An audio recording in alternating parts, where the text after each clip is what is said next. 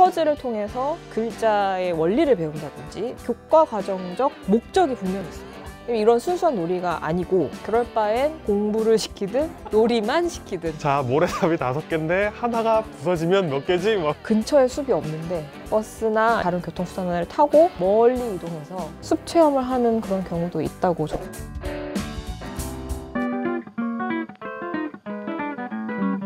그 놀이교육이라는 게 일반적인 교육에 비해서 부작용도 덜하다, 뭐 이런 이야기도 많습니다. 놀이하고는 뭐가 다른 거예요? 일반적으로 놀이교육이라고 하는 거는 그 교과 과정에서 요구하는 학습 목표를 가진 어떤 것들을 얘기합니다. 뭐 예를 들어서 블럭 쌓기를 통해서 수개념을 배운다든지, 퍼즐 놀이를 통해서 한글의 그 구조를 배운다든지 하는 식의 그런 어떤 학습적인 요소가 있는 부분들을 놀이교육이라고 흔히 합니다. 놀이교육이라는 말은 사실 없다고 봐도 무방합니다. 놀이와 교육은 사실 붙어서 생각할 수 있는 게 아니에요. 전문가들이 이야기하는 데에 따르면 놀이는 놀이로서만 존재를 하는 거고, 시중에서 부르는 놀이 교육이라는 건 사실은 어떤 교과 과정에서 목표로 하는 그 학습 목표가 있는 활동들을 이야기하는 거거든요. 뭐 예를 들어서 그 교과목 같은 내용들을 좀 보면요, 뭐 블럭 쌓기를 통해서 수개념을 배운다든지, 퍼즐을 통해서 글자의 원리를 배운다든지 이런 식의 교과 과정적 목적이 분명히 있습니다. 이런 순수한 놀이가 아니고 이거는 놀이교육이다 라고 보기가 좀 어려운 거죠. 놀이가 아니기 때문에.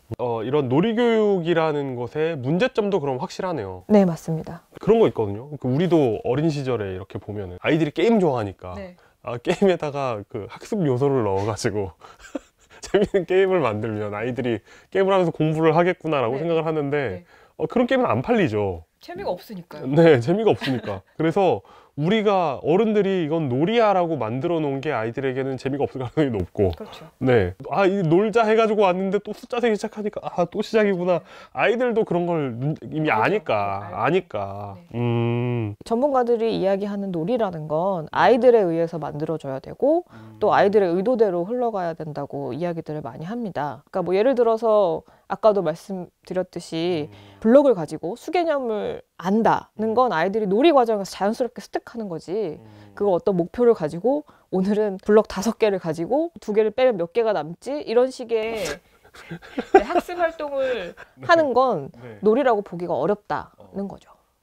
자동차가 오른쪽으로 3칸 갔다가 옆으로 1칸 가면 자동차가 몇 번에 있게 뭐 이런 거 물어보는 건 사실 그러니까 놀이가 아니라, 그게 어른들이 보기엔 아이들이 이러고 노니까 이것도 놀이겠지라고 하지만 아이는 막 자동차 가지고 우와 막 이러고 싶은데 여기 금 넘었잖아 이러고서 이제 이렇게 탁 칠 가능성이 높은 거죠. 아니야 그게 아니라 몇 칸인지를 세는 거야. 이러고 있으면 이제 막 집에 어떻게 가지 막 이런 생각 나고.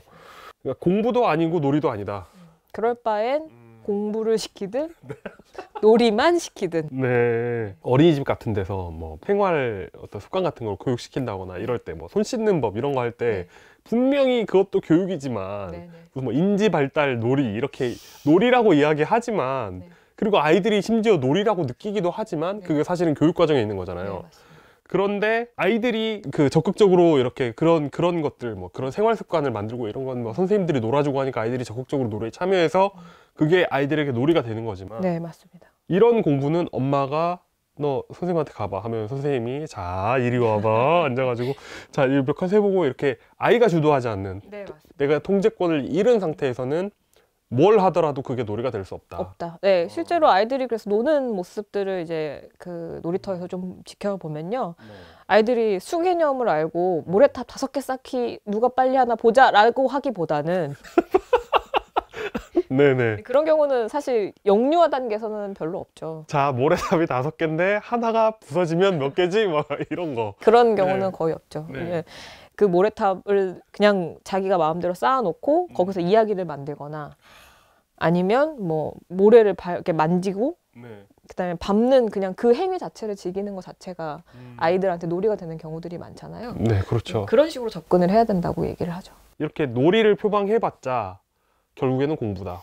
그런데 이제 이 책에서 나오는 숲유치원, 놀이학교 뭐 이런 거, 숲체험 이런 것도 사실은 일종의 사교육으로 인식이 되거든요. 네. 그러니까 예를 들어 유치원에서 뭐 방과 후 활동으로 숲 체험을 한다거나 네, 이런 것도 이제 다 이제 월말에 보면 계산서로 나오고, 아니 뭐 숲 유치원 이런 것도 있는데 네. 거의 영어 유치원이에요. 네, 특별한 네. 다른 저기를 하는 경우. 네네네, 그런 경우가 있습니다. 그런 비용이. 네. 이런 것들을 좀 부담이 되지 않습니까? 말이 좋아 생태지. 특별활동이 사교육에 포함되어야 된다는 지적은 계속 있어 왔습니다. 교육 시민단체 사교육 걱정 없는 세상 같은 경우에는요, 그 영유아 특별활동이 그 부모가 원비에서 별도로 돈을 내야 되고, 그리고 민간 교육 업체에서 파견하는 강사가 프로그램을 진행한다는 점. 그렇죠. 네, 해서 이제 특별활동을 이제 사교육으로 계산해야 한다. 듣고 보니 그러네. 네, 설명하고 있어요. 그래서 이런 부분들은 사실 환경이 조성이 되면 사실 가장 좋은데, 사실 모든 기관들에서 그런 환경을 조성하기가 약간 어려운 것이 현실입니다. 뭐 유치원 옆에 숲이 있는 경우 뭐 이런 경우도 없지 않아 있지만 운이 좋아야 되는 거고 사실. 네, 또 실제로 숲 어린이집이나 숲 유치원을 운영하는 기관 같은 경우에 근처에 숲이 없는데 버스나 아니면 이제 어떤 교통을 타고, 다른 교통수단을 타고 멀리 이동해서 숲 체험을 하는 그런 경우도 있다고 저는 들었습니다. 와. 근데 그렇게 할 경우에는 안전의 문제라든지 이런 부분에서 아이들이 금방 지친다든지. 약간 제가 예전에 다녔던 그 운전학원이 생각나네요. 서울 무슨 운전학원인데, 강서학원인데 가보면은 김포에 있다든지.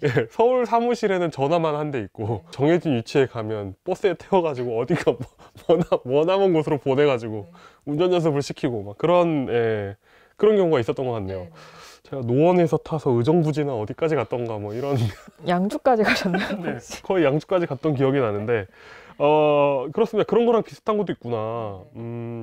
그러니까 결국에는 숲 체험이나 이런 것도 환경이 돼가지고 그냥 막 유치원 앞이 막 숲이고 이러면 모르겠는데, 이런 것도 뭐 굳이 아이들에게 이런 것도 너 이거 가가지고 정서를 함양하고 와야 돼, 이거 얼마짜린지 알지, 뭐 이러면서 보내는 건 아무 효과도 없는 것일 테고.